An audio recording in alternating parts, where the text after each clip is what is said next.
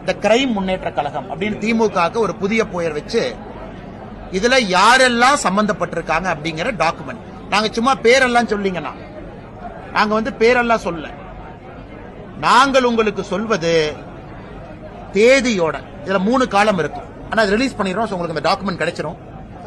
காலம் நம்பர் 1 பெயர் மற்றும் புகைப்படம். திமுக இருக்கக்கூடிய மெம்பர் எந்த குற்றத்தில் இன்வால்வ் ஆயிருக்கிறாங்க, கிரைம், அந்த குற்றச்சாட்டு என்ன, 3வது நாள்.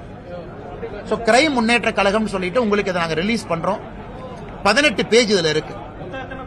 ஆனா 18 பேஜ் இருக்கு. சராசரியாக இதுல இன்னைக்கு நாங்கள் கணக்கெடுத்த வரை 112 பேருக்கு மேல மேஜர் கிரைம் இன்னைக்கு தேதி வரைக்கும். இது திமுக இந்த ஆட்சிக்கு வந்ததுல இருந்து மட்டும்தானே. 2021 மே மாசம் ஆட்சிக்கு வந்த பிறகு நாங்கள் எடுத்திருக்கக்கூடிய திமுக தொண்டர்கள் எதுல இன்வால்வ் ஆயிருக்கிறாங்க. இது உதாரணத்துக்கு எப்படி இருக்கும் அப்படின்னாங்கன்னா, போதைப் பொருள் கடத்தியதா இருக்கலாம், அவங்களுடைய தனிப்பட்டதெல்லாம் நாங்க போகவே இல்லைங்கண்ணா.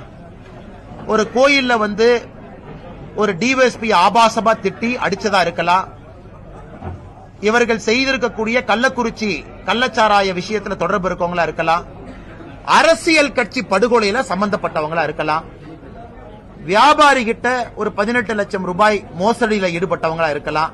அதாவது நான் திமுக கட்சி அப்படின்னு சொல்லி பண்ணவங்க. இந்த கிரைம் முன்னேற்ற கழகம் டாக்குமெண்ட் நாங்க ரிலீஸ் பண்றோம்.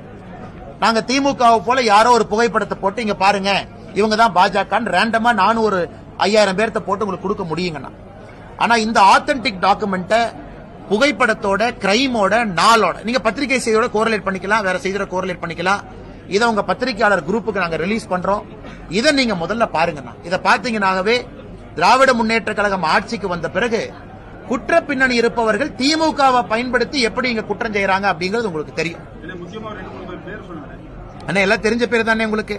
ஃபர்ஸ்ட் முதல் நபர் ஜாஃபர் சாதிக்ல இருந்து ஆரம்பிச்சு இதுல நீங்களே ஆச்சரியமா இருக்கு உங்களுக்கு.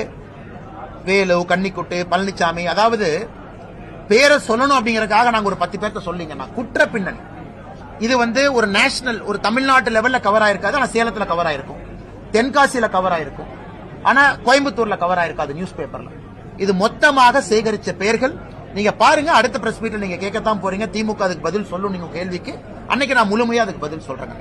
இந்த பத்திரிகையாளர் சந்திப்பு முடிச்சோடனே உங்க வாட்ஸ்அப் குழுக்கு அனுப்பிச்சிடும். பாருங்க, இத்தனை நாள் ஆச்சு உங்களுக்கு.